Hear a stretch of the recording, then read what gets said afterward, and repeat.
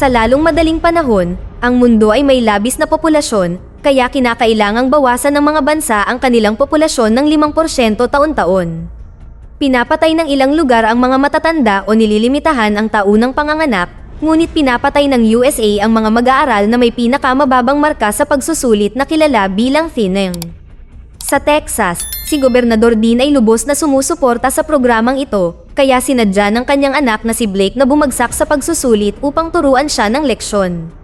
Minanipula ni Dean ang resulta upang ipalit si Blake kay Lena, ang pinakamahusay sa klase. Gayunpaman, inilantad ng mga kabataan sa balita ang panlilinlang. Ang mga resulta ay binago sa loob ng maraming taon kaya ang mga mayayamang estudyante ay hindi bumabagsak.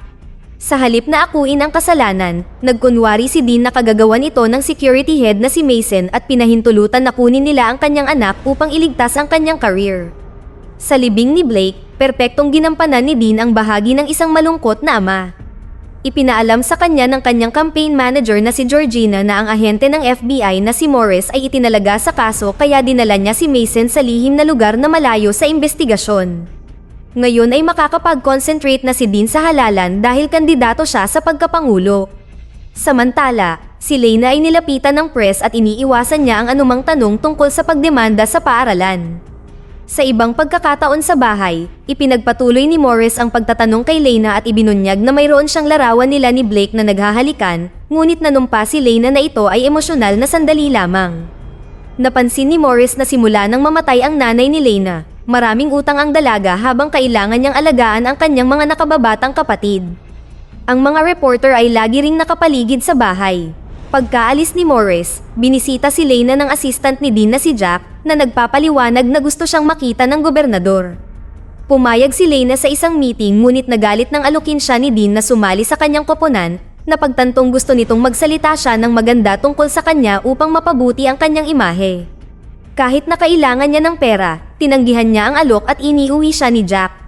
Gayunpaman, sa paglalakbay, naglabas siya ng gas na nagpatulog kay Lena. Ilang sandali pa ay nagising si Lena sa isang abandonadong gusali, kung saan naghihintay si Jack kasama ang iba pang mga kahina-hinalang tao. Kabilang dito si Miss Cole, ang guro ng kanyang mga kapatid sa paaralan. Lumalabas na si Jack at Miss Cole ay nagtatrabaho sa isang organisasyon na tinatawag na The Fight, na kontra sa thinning system at alam kung paano ilalabas ang mga tao sa bansa.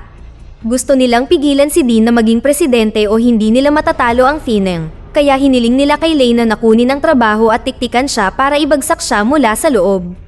Samantala, ang kaibigan ni Lena na si Sikilan ay nakakuha ng trabaho sa sikat na reporter na si Wendy. Gusto niyang magsulat tungkol sa kaso sa paaralan ngunit dahil bago pa siya, binigyan lamang siya sa ngayon ng mga simpleng gawain. Gayunpaman, nagsasaliksik pa rin siya sa kanyang libreng oras at pumunta sa punerarya para interviewin ang mga empleyado, para lamang matuklasan na wala sa kanila ang humawak sa katawan ni Blake. Nang gabing iyon, sinabihan ni Killan si Lena na sumama sa kanya sa sementeryo. Magkasama nilang hinukay ang libingan ni Blake at natuklasang walang laman ang kabaong. Lumalabas na ang lahat ng mga mag-aaral na bumagsak sa pagsusulit ay hindi talaga pinatay. Lihim silang dinala sa isang pabrika sa ilalim ng lupa na pag-aari ng Assuro Global at pinilit na magtrabaho, at lahat ng ito ay isang pagsasabuatan upang makakuha ng libreng trabahador. Dinala ang grupo ni Blake sa isang silid na may malaking screen at ipinaliwanag mula sa video na pinili sila para tulungan ang bansa na umunlad at makakuha ng pangalawang pagkakataon sa buhay. Nangangako ang kumpanya na ang pinakakapaki-pakinabang na miyembro ng programa ay muling ipapakilala sa lipunan. Ang mga estudyante ay naibsan at nagdiwang, ngunit si Blake ay nag-iingat pa rin. Pagkatapos, ang mga mag-aaral ay nilagyan ng isang aparato sa kanilang mga leeg at dumaan sa mabilis na pag-scan na nagtalaga sa kanila sa iba't ibang sektor ng pabrika. Iniisip ni Blake kung ano ang mangyayari kung tumanggi siyang magtrabaho ngunit agad siyang pinakilos ng mga gwardya. Sunod, itinuro sa mga mag-aaral ang mga patakaran. Ang bawat araw ay nahahati sa 3 seksyon, 14 na oras sa paggawa, 1 oras sa kainan at personal na oras, at ang huli ay ang pagtulog. Ang lugar ay nasa ilalim ng mahigpit na curfew na dapat nilang igalang. Habang ipinapakita ng kamera sa mga estudyante ang iba't ibang working area, laking gulat ni Blake nang makita si Ellie sa mga manggagawa. Girlfriend niya ito noong high school hanggang sa bumagsak siya sa pagsusulit noong nakaraang taon. Tumakbo si Blake sa kanya at hinalikan siya, ngunit sinabi sa kanya ni Ellie na maghintay para sa kanilang libreng oras. Nakita ito ng isang lalaki sa malapit. Pagkatapos ng oras ng trabaho, pumunta ang dalawa sa isang bakanteng silid upang makapag-intimate. Noong gabing iyon, natuklasan ni Blake na ang ilang mga tao tulad ni Heather ay naniniwala na sila ay pinili para sa isang bagay na malaki.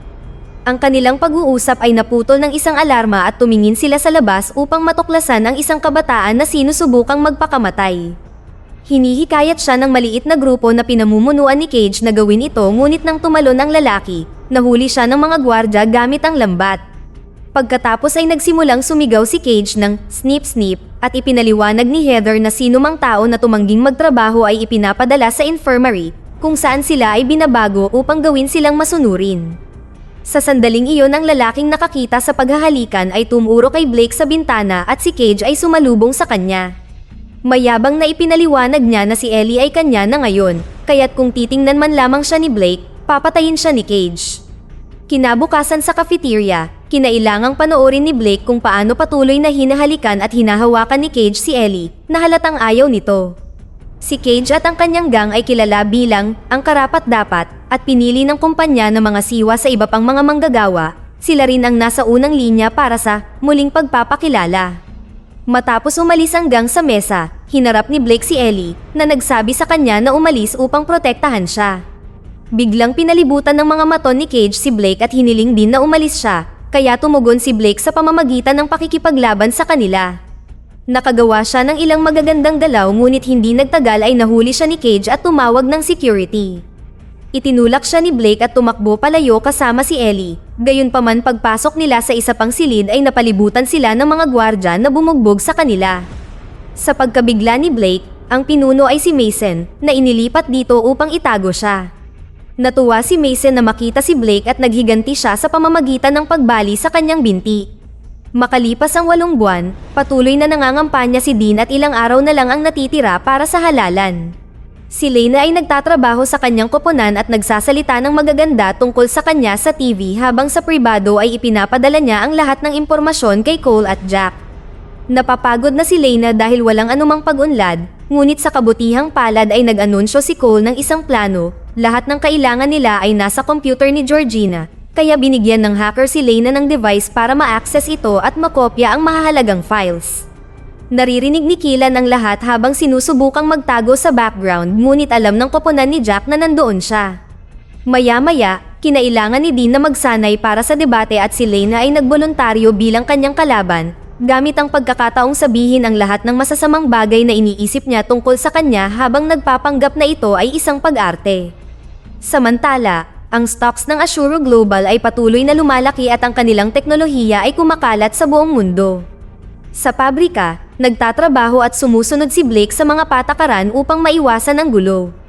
Hindi rin niya kinakausap si Ellie para protektahan siya mula kay Cage. Iika-ika pa rin ang paa ni Blake dahil kada ilang araw, pumapasok si Cage at ang kanyang gang sa silid niya tuwing gabi at muli itong binabali. Nang pumunta si Blake sa infirmary ay naghinala ang doktor at nagtanong, ngunit sinabi lamang ni Blake na nahulog siya. Nang makita ang isa pang estudyante na kinaladkad sa alteration room dahil sa pagtanggi na magtrabaho, nahulaan ni Blake na walang muling pagpapakilala at humingi ng tulong sa doktor, ngunit masyado siyang natatakot na gumawa ng anuman. Samantala, ang boxing ni Cage ay ginaganap sa oras ng paglilibang. Si Cage ang kasalukuyang kampyon at napakalakas, palaging iniiwan ng kanyang mga kalaban na halos walang buhay. Karaniwan ay walang ginagawa ang mga gwardya, ngunit kinumbinsi sila ni Blake na dalhin ang pinakahuling natalo sa infirmary o mamamatay siya. Nang makita ni Cage si Blake sa audience, nanumpa siya na balang araw ay maglalaban din sila. Pagkatapos, hinanap ni Blake si Heather at hiniling sa kanya na lihim na ipaalam kay Ellie na pumunta sa boxing ni Cage sa susunod na araw. Hinawakan siya ni Heather at hiniling na makipagrelasyon na lang sa kanya sa halip dahil halatang tapos na ang relasyon nila ni Ellie, ngunit tinanggihan siya ni Blake. Nang maglaon ay nahanap ni Heather si Ellie at sinabi sa kanya na ayaw na siyang makita ni Blake. Lumalabas na nagtatrabaho siya para kay Cage, na nangangako na irerekomenda siya para sa muling pagpapakilala. Bumalik sa bayan, sinabi ni Keelan kay Wendy ang tungkol sa kanyang teorya habang inilalahad niya ang kanyang pananaliksik. Hindi nabanggitin na marami siyang ginawang paghak para dito. Ang mga tablet kung saan sila nagsasagawa ng mga thinning test ay ginawa ng Assuro Global at nagtatrabaho si Georgina para sa kanila. Pinaraming kumpanya ang kanilang produksyon ngunit tinanggal nila ang kalahati ng kanilang manggagawa, kaya sinabi ni Georgina na gumagamit sila ng makina. Gayunpaman, natuklasan ni Killan na ang kumpanya ay nagbabayad para sa mga makina na hindi nila kailanman natanggap. Naglibot siya sa bagong campus at hindi nakakita ng sapat na espasyo para sa isang manufacturing area na puno ng mga makina. Walang papeles na nauugnay sa outsourcing, ngunit natuklasan niya na bumibili ang Assuro ng mga pagkain para sa hindi bababa sa 100,000 tao. Napagpasyahan niya na ginagamit ng kumpanya ang mga estudyante bilang mga alipin, ngunit sa kasamaang palad ay wala siyang matibay na ebidensya at pinaalis siya ni Wendy. Nang sumakay si Killan sa kanyang sasakyan, isang lalaking nakamaskara ang lumitaw sa kanyang likuran at sinubukan siyang patayin gamit ang plastic. Ini-activate ni Killan ang alarm ng sasakyan at tumakbo ang lalaki para hindi mahuli. Sa bahay, nahanap ni Lena si Blake sa kanyang silid at nagsimula silang maghalikan, ngunit bigla na lang nagbago ang anyo ni Blake bilang si Jack. Sa sandaling iyon ay nagising si Lena mula sa panaginip dahil may kumakatok sa kanyang pinto. Ito ay si Killan, na nagdala ng beer at nagpatugtog ng napakalakas na musika, na nagpapanggap na gusto niyang mag-party. Ngunit ito ay isa lamang pag-arte upang pagtakpan ang kanilang pagpupulong at ipinakita niya kay Lena ang ilang mga sulat na may paliwanag sa kung ano ang nangyayari, na nagsasabing palaging nakikinig ang Assuro. Para tumulong, ibinigay sa kanya ni Lena ang card ni Morris. Sa araw ng halalan, ibinaba ni Lena ang kanyang mga kapatid kay Cole, na nangako na dadalhin niya ang mga bata sa ligtas na lugar. Pagkaalis ni Lena, inihayag ni Cole ang isang lihim na daanan sa likod ng kanyang bahay. Pagkatapos ay sinundo si Lena ni Jack at habang nasa biyahe, ipinaliwanag niya na sumali siya sa The Fight para maghiganti para sa kanyang kapatid na babae, na bumagsak sa pagsusulit dahil sa pagkakaroon ng dyslexia. Nakarating ang dalawa sa gusali ng Assuro kung saan naghihintay si Dean at ang kanyang koponan para sa mga resulta, at hinalikan ni Lena si Jack para sa swerte. Ilang sandali pa ay pumunta si Lena sa banyo at nilock ito bago siya tumakas sa bintana. Maingat siyang naglakad patungo sa gilid ng gusali at tumalon na muntik na siyang mahulog, ngunit kumapit siya sa tamang oras at nagawa niyang maabot ang kabilang bintana para makapasok sa opisina ni Georgina. Gamit ang device ng hacker, na-access niya ang computer at nahanap ang lahat ng sikreto ng pabrika, umiiyak nang malaman niyang buhay nga si Blake. Habang inililipat niya ang mga file, narinig ni Jack si Georgina na nagsasabing may naiwan siya sa kanyang opisina, kaya nag-text siya kay Lena para balaan siya. Humingi ng karagdagang oras si Lena at nagsinungaling si Jack kay Georgina, at sinabi sa kanya na gusto siyang makita siya ni Dean agad-agad. Nang makarating si Georgina kay Dean at natuklasang nagsinungaling si Jack, ipinadala niya ang kanyang mga tauhan upang arestuhin siya. Kasabay nito, ang mga gwardya ay naghinala sa pagkaantala ni Lena at sinimulang sirain ang lock. Sa kabutihang palad, natapos ni Lena ang pag-download at umakyat muli sa banyo sa tamang oras upang buksan ang pinto. Nakita niyang inaresto si Jack at nagmamadaling lumabas para tawagan si Morris, humihingi ng tulong. Sa pabrika, hinintay ni Blake si Cage na matapos ang kanyang pinakabagong laban at hinamon siya sa isang laban, na sinasabing siya ang magiging pinuno kung siya ang mananalo. Sinurpresa ni Blake si Cage sa pagiging isang kamanghamanghang kalaban na lumalaban ng husto sa kabila ng pinsala sa binti. Habang naglalaban ang mga lalaki, hindi mapigilan ni Ellie ang pag-iisip tungkol sa hiwalayan at huminto sa pagtatrabaho upang bumalik sa kanyang silid.